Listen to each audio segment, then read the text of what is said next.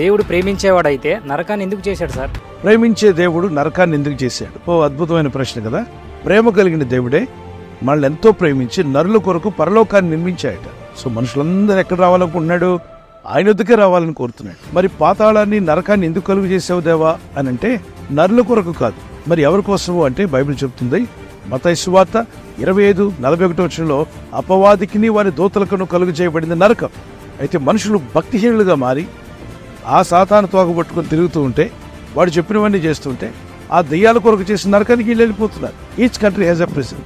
ఎందుకు పెట్టారు ప్రిజన్? మంచివారిని వేయడానిక, ఆ దేశ పౌరులు వేయడానిక కాదు, నేరస్తులు క్రిమినల్స్ను వేయడానికి, సిటిజన్స్ను వేయడానిక. మనుషులందరిలో పాపం ఉంది. ఆ పాపాన్ని కడిగి పరిశుద్ధపరిచేటువంటి ప్రభు అయిన దేవుడు మానవులందరినీ పాపం నుండి విముక్తిగా చేస్తాను, పాతాళ బలము నుండి తప్పిస్తాను రమ్మని పిలుస్తున్నాడు. నీ హృదయంలోకి రమ్మని ఆహ్వానించు. ఆమె ఇచ్చే రక్షణ ధన్యత ఉచితంగా పొందు.